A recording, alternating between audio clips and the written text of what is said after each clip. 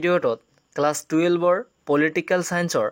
বিশ্ব ৰাজনীতি কিতাপখনৰ চেপ্টাৰ 4 এই 4 নং চেপ্টাৰৰ যিকেইটা ইম্পৰ্টেণ্ট প্ৰশ্ন উত্তৰ আছে আজি আমলক এই ভিডিঅ'টোত আলোচনা কৰিম তোমালোক বেছি দেৰি নকৰি ভিডিঅ'টো আৰম্ভ কৰি আছো তোমালোকে ভিডিঅ'টো শেষলৈকে চাবা ইয়াৰ আগৰ ভিডিঅ'টোত মই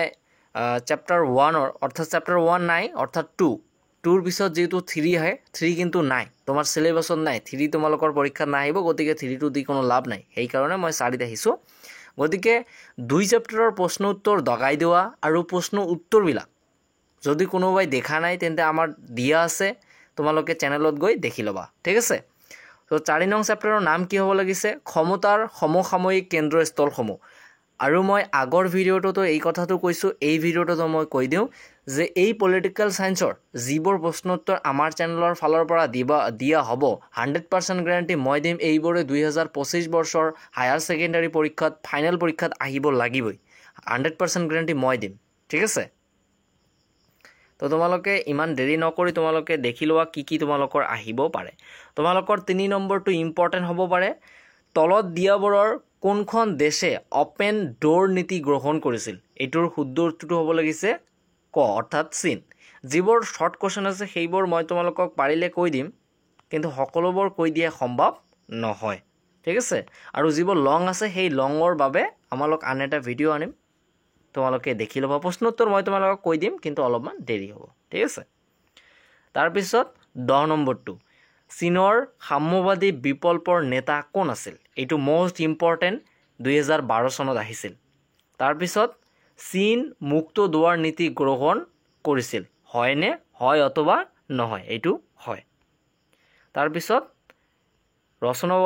ৰচনাধৰ্মী প্ৰশ্নৰ পৰা তোমালোকৰ 1 নম্বৰটো ইম্পৰ্টেন্ট আছে তোমালোকে দাগাই লবা অৰ্থনৈতিক শক্তি হিচাপে চীনৰ উত্থান আলোচনা কৰা তাৰ পিছত 4 নম্বৰ ASEAN ৰ মূল স্তৰ কেইটা কি বিশদভাৱে আলোচনা কৰা বিশদভাৱে মানে কি বহলাই আলোচনা কৰা ঠিক আছে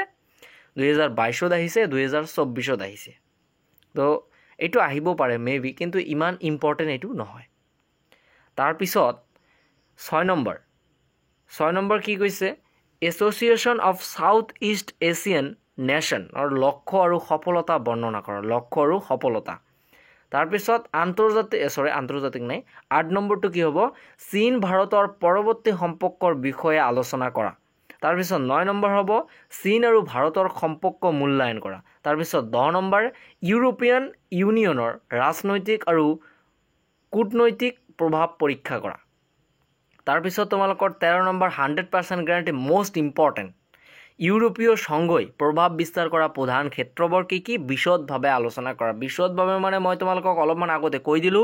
যে বহলাই আলোচনা কৰা বিশদ মানে বহলাই ঠিক আছে আকৌ এবাৰ কৈ দিছো 13 নম্বৰ প্ৰশ্নটো 100% গ্যাৰান্টি পৰীক্ষাত আহিবই লাগিব এটো তোমালোকে দাগাই লোৱা একেবাৰে 100% গ্যাৰান্টি তাৰ পিছত চমুটকাৰ ফালৰ পৰা 2 নম্বৰটো ভাৰত আৰু চীনৰ মাজত পৰৱৰ্তী সম্পৰ্কৰ বিষয়ে চমুকৈ লিখা অতি চমু প্ৰশ্নৰ উত্তৰৰ পৰা এছ'চিয়েশ্যনৰ যিকোনো দুখন সদস্য ৰাষ্ট্ৰৰ নাম লিখা তাৰ পিছত ASEAN ৰ দুটা মূল উদ্দেশ্য উল্লেখ কৰা 8 নম্বৰ ইউৰোপিয়ান সংঘৰ দুটা বৈশিষ্ট্য লিখা 9 নম্বৰ ইউৰোপিয়ান সংঘৰ দুটা উদ্দেশ্য উল্লেখ কৰা 10 নম্বৰ ভাৰত আৰু চীনৰ মাজৰ কাজিয়াৰ দুটা প্ৰধান কাৰণ উল্লেখ কৰা 12 number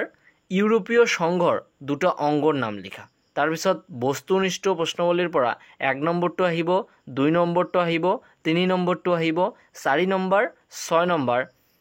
7 number 8 number 9 number 10 number 11 number 12 number তাৰ পিছত শুদ্ধ উত্তৰৰ ফালৰ পৰা তোমালোকে সকলোবোৰ পঢ়িবা মই তোমালোকক উত্তৰবিলাক দি আছো 1 নম্বৰ হ'ব খ 1 নম্বৰৰ কি খ 2 নম্বৰৰ খ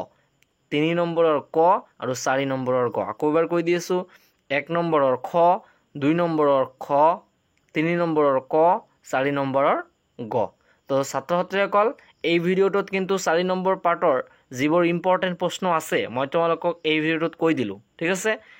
ইয়াৰ পিছত যদি তোমালোকক প্ৰশ্ন উত্তৰ লাগে তেন্তে কমেন্ট কৰিবা মই প্ৰশ্ন উত্তৰবিলাক দিয়াৰ চেষ্টা কৰিম ঠিক আছে মই কিন্তু 2 পাৰ্টৰ 2 নং অধ্যায়ৰ প্ৰশ্ন উত্তৰবিলাক তোমালোকে কমেন্ট কৰিছা তোমালোকৰ বহুত ৰিকুৱেষ্টৰ ফলত মই তোমালোকক 2 নম্বৰৰ কুৱেশ্যনবিলাক দি দিছোঁ গতিকে এই চেপ্টাৰৰো দিম তোমালোকে চিন্তা নকৰিবা হয়তো অলপমান দেৰি হ'ব পাৰে কিন্তু মই দি দিম ঠিক আছে তো আজিৰ ভিডিঅ'টো আমালোক ইয়াতে সমাপ্ত কৰিলোঁ তোমালোকে পঢ়া শুনা ভালকৈ চলাই লোৱা তোমালোকৰ ৰিজাল্টটো ভাল কৰিবই লাগিব ঠিক আছে ভাল কৰিম মানে কৰিবাই